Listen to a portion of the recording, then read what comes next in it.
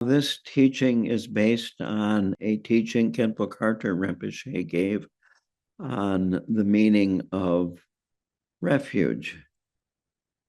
The purpose of taking refuge is to experience enlightenment. The person taking refuge or having taken refuge would like to be rid of their confusion, their neurosis, their mistakes. And actually, there isn't a single being that does not want to be free of confusion. It's just that most beings don't have a clue how to be free of confusion.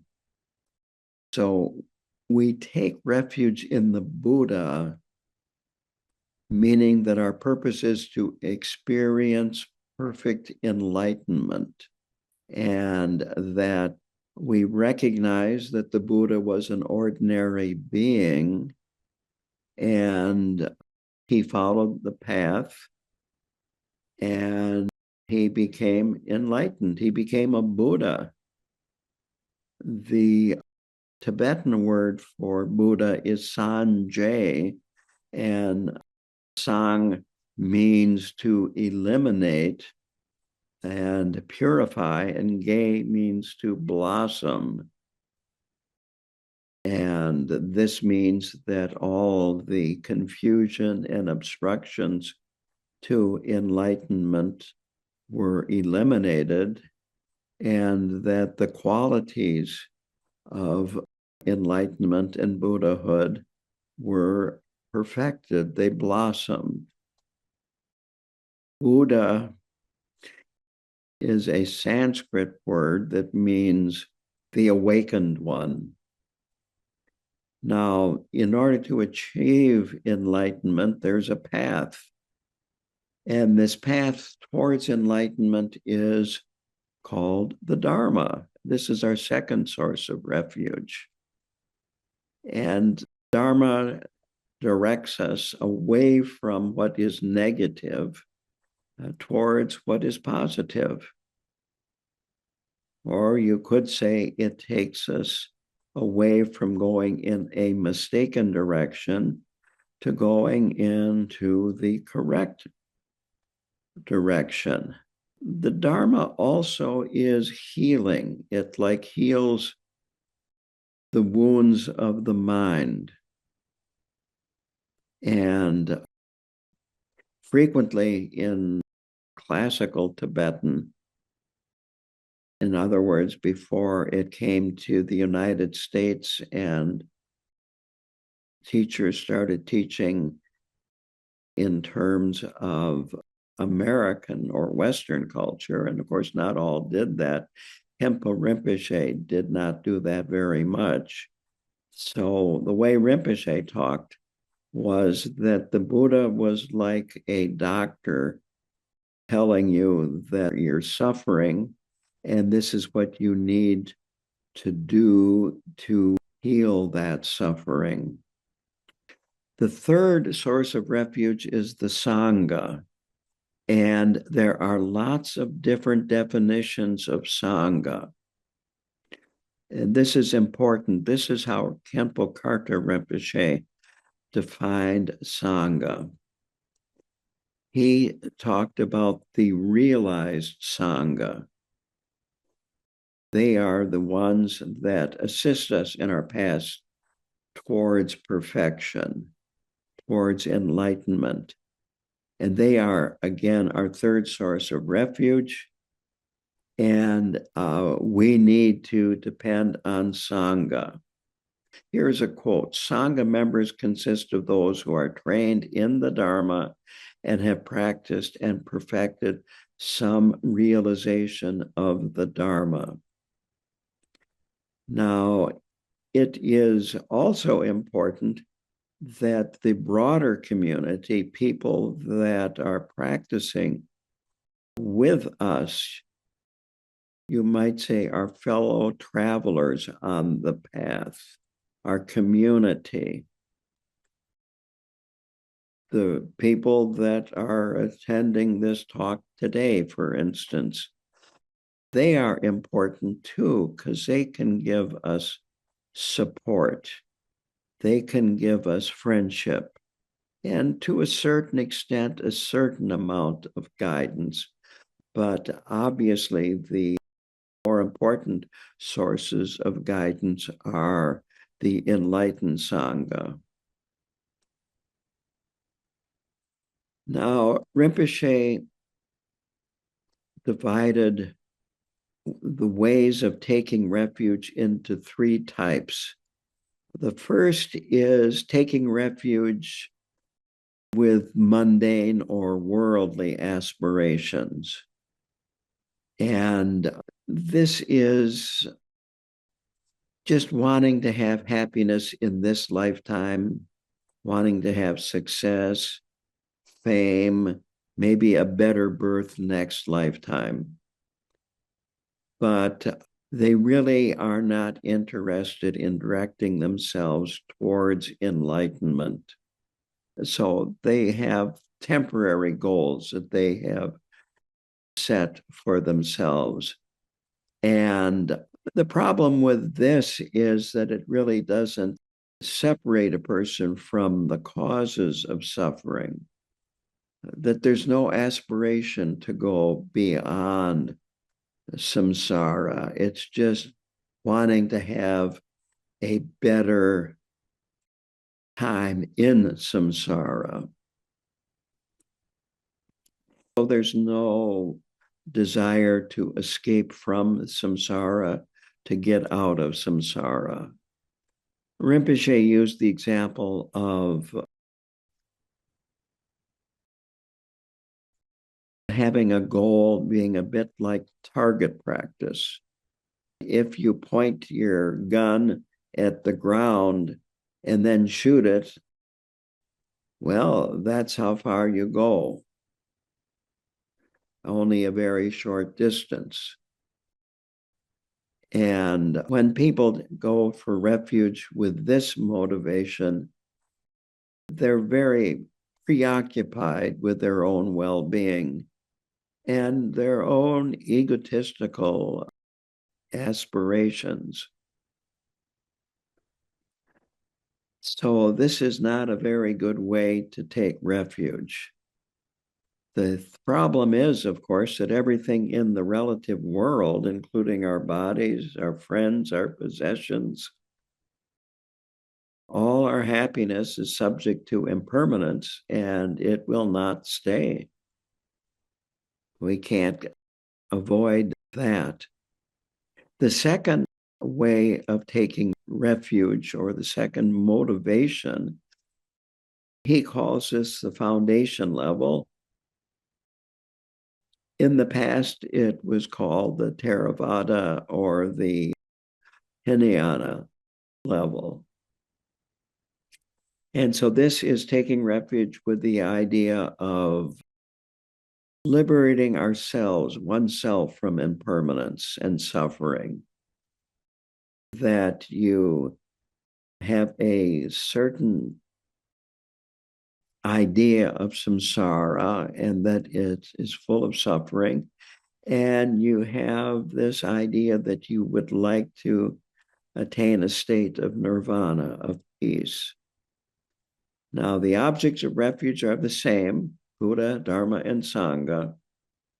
But compared to the first, this is very much superior, because at least you have this knowledge that you're working towards enlightenment. It's not the best because it's a very selfish goal, but it's certainly better than the first one that was mentioned. This type of motivation, you have this idea of suffering and impermanence, and you've had enough of it. You want to get out. So it is called the Hinayana. Another word for that in English is the lesser vehicle. And it's called that because there's only one person that you're interested in liberating. The third and the best way to take refuge is the Mahayana, and Maha means greater, because now here we want to liberate all sentient beings. We, of course, are unable to do that right now, but the motivation is with this third type, the Mahayana motivation, is that we will practice and study and meditate or listening and hearing, contemplating and meditating. And gradually we will travel the path. We will overcome our selfish motivations that creep into our daily lives, and we will gradually develop more and more equanimity. So the qualities that make us a proper recipient to be a practitioner of the Mahayana are first confidence, self-confidence, or courage, and the second is wisdom. The Mahayana outlook is more courageous because we are striving for the enlightenment of all living beings. And I don't have to tell you, many of the beings that are alive that we have contact with one way or another are very difficult to be around, or very difficult in their behavior. And it's very difficult to maintain the motivation that I want to liberate these very difficult people. It is said in the Mahayana that our worst enemy is our best teacher, because they can teach us patience. They can test our Mahayana motivation. So besides courageous, we learn to accept others and all beings on the path towards liberation. So how do we develop this self-confidence, this courageous self-confidence? It is that we gradually develop this understanding that all beings are experiencing suffering. And frequently, the ones that are behaving in a way that is extremely harmful to other people and themselves, those beings are experiencing the most suffering. Now, suffering is in the mind. It isn't necessarily in the body. Here's a story about my mother. My mother was a hypochondriac. She was in her 80s. She tripped over her pet dog and had to have a hip replacement. And then she was in a wheelchair. And I think she had the other the other hip replaced too. Now she lived to 96. And as she aged, she developed dementia of some kind or another, but she was too paranoid of doctors to go to the doctor and get a diagnosis. However, the last 6 years of her life, so when she was 90, I encouraged her and Dad to move up close to me where I could help them in their old age. And they moved into a nursing a retirement community is a better word for it, in the Cottage Grove area, suburb of the Twin Cities. And it was a very nice facility. And the interesting thing was that as the dementia set in, Mom started wandering at night. And she had no trouble wandering at night without a wheelchair or without a walker or even without a cane. So the suffering is in our minds. The pain might be in our body, but the suffering is in our mind. And it's really important to realize that. People that seem to have very good circumstances does not necessarily mean that they have very good circumstances in their mind. Anyway, it's important for us to contemplate that these beings that we come in contact with or that we hear about, that they are working with their confusion, and they probably don't have a clue how to really successfully work with their confusion and how to reduce their pain and their suffering. So we need to develop compassion, and we need to develop courage. So having developed the compassion and the courage, we have to develop wisdom. And this is realizing that living beings need more than temporary happiness, that temporary happiness is temporary. It is important to provide for beings that have less than we do. And it's important that we provide for ourselves. I think most of us are not ready to become like Milarepa and go off in a cave this afternoon. The temperature here is about 9 below zero. I think an unheated stone cave would be beyond the realm of our possibility, that we would last maybe a few minutes or so, that we have to realize what we are capable of, and again, do what we can to provide for ourselves. But also realize that maybe we don't have to have as much as,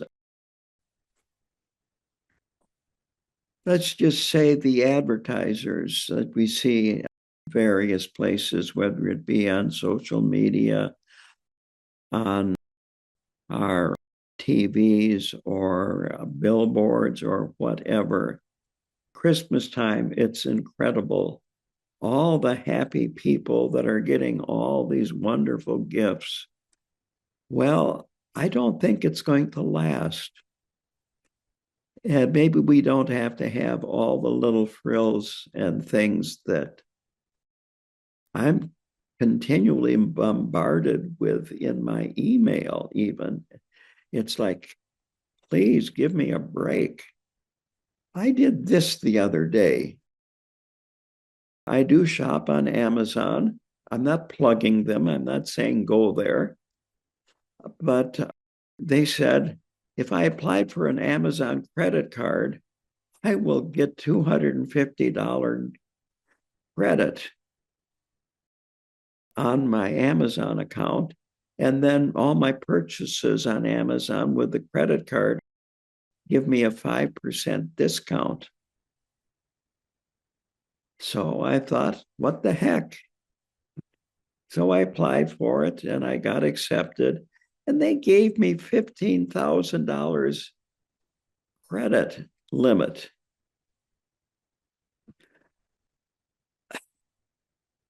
So I can buy all these shiny things on Amazon. I did buy one thing on Amazon, and that was I bought a battery operated rechargeable battery operated small snow blower because I'm 80 years old. And maybe that's a little wiser than shoveling snow. I'll find out when it arrives. But the point is, all these shiny little doodads that they have that they market at Christmas time, maybe we don't need them, and maybe we don't have to give them to other people either. Personally, I think a gift of food is a wonderful gift. We're all hungry. So I think you're getting my point here. Wisdom is realizing what really does make people happy and realizing that because of emptiness, we have impermanence. Things do not last. So with wisdom, compassion, and courage, we can work towards the possibility of enlightenment, and that we can then develop in a relationship with a spiritual friend, a lama, and that the spiritual friend will be very helpful to helping guide you towards the goal and avoid, shall we say, getting off of the path and getting into the ditch. It's a problem you want to avoid in the wintertime around here too. So countless beings have attained enlightenment in the past, and we can do that too. It might take more than one lifetime, but if we work towards it, we can gradually attain it. And this is very important because we're having this motivation to do what we need to do lifetime after lifetime after lifetime. So the union of wisdom and compassion is also referred to as skillful means and primordial wisdom. Compassion is skillful means. Primordial wisdom is the type of wisdom that is being talked about here. At this point, I'd like to read a short prayer that is in the White Tara practice. It kind of demonstrates the different motivation for going to the Three Jewels for refuge. This is on page 5, the last phrase in the White Tara practice that we have been doing here, not the one that we're going to start doing. And it says in English, I take refuge in the Three Jewels. Then it says, I confess each and every sin and unvirtuous action. I rejoice in the virtue of all beings. I hold the Buddhas and Bodhisattvas always in my mind. Now, this is the foundation level refuge. And that lasts for one lifetime. Then it says, I take refuge in the Buddha, Dharma, and Sangha until I attain enlightenment. This is Mahayana refuge. I give rise to bodhicitta in order to perfectly accomplish and benefit myself and others. So this emphasizes that we're giving rise to the mind of enlightenment. Bodhi is awake, and citta is mind. Then the next phrase is, having given rise to the mind of perfect enlightenment, I will care for all sentient beings. I will engage in the supreme and delightful conduct of awakening. May I accomplish Buddhahood for the benefit of all beings. I think this is a beautiful, short little prayer. Even if you don't do the whole practice, just saying that prayer is tremendously powerful. I'm going to go now to practice that we're going to chant in a few minutes. It begins with, until I reach enlightenment, I take refuge in the Buddha, in the Dharma, and the Noble Sangha. So this is a Mahayana refuge. Through the merit of accomplishing the six perfections, I will achieve awakening for the benefit of all sentient beings. And this is arousing bodhicitta, which again emphasizes the fact that this is a Mahayana. Now, a little side note here about the Tibetan language. What this really says in Tibetan is, through generosity and so forth, the chanting style of having to have so many syllables per line causes them to simplify things. So the Tibetan words do not say through the merit of accomplishing the six perfections. It says through the merit of generosity and so forth. I once had a Tibetan tell me they understood the English better than they did the Tibetan because of this style of simplifying things. So in a way, it might seem like it's more difficult for us, but it isn't easy for the Tibetans either, unless they have studied it at great length.